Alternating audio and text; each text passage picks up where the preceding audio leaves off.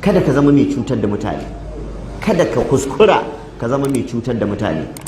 Babu mafi sharri a rayuwa irin mutumin da ya rayu yana cutar da mutane, domin zai wayi gari ko me ya je da shi lahira na aikin alheri zai tashi a tutar babu. Manzo Allah ya gaya mana a hadisin Muslim, kun san waye matsiyaci? Sahabbai suka ce wanda bai da sisi. Yace a'a, wannan matalauci kenan.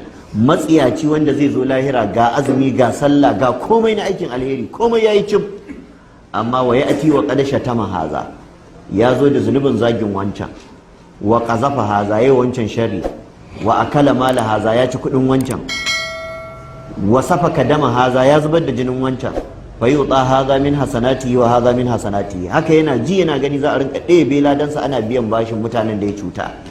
Wancan ya cuce shi cutar magana, wancan ya cuce shi cutar kuɗi, wancan ya cuce shi cutar sharri. Manzo Allah ya ce fa in faniyat hasanatuhu, da haka sai ladansa ya ƙare tas ana biyan mutane. In ladan ya ƙare ukhiza min sayyi'ati hadha wa min sayyi'ati hadha fa turihat alayhi thumma turiha fin nar. Sai a koma ana ɗebo zunuban mutane ana ɗora masa. Yayi sallah ta shekara 5 ko 10 ko 20 duk ta tafi a zagin mutane da yayi a zaman majalisa, a shari, a kage, a kazafi.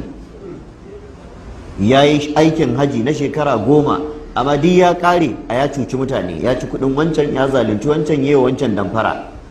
Manzo Allah ce da haka ladansa zai kare. To kuma in ladan ya kare kuma ba a gama biya masa haƙƙin mutane ba da ke kansa, kuma ba za su yafe ba. To sai a koma ana ɗauko zunubansu ana ɗora masa. Sai a ɗauko zunubin wani na shekara kaza sai a zo a dora mai, shi bai ji ba bai gani ba, bai aikata zunubin ba, amma saboda ya shiga haƙƙinsa. Shi kuma Allah baya zalunci, wala yazlimu rabbuka ahada. Manzo Allah ce da haka duk zunuban mutane za su dawo kansa, sai a dauke shi a jefa shi wuta. Wannan shine karshen tsiya, karshen hasara da tabewa. Allah ya tsare mu.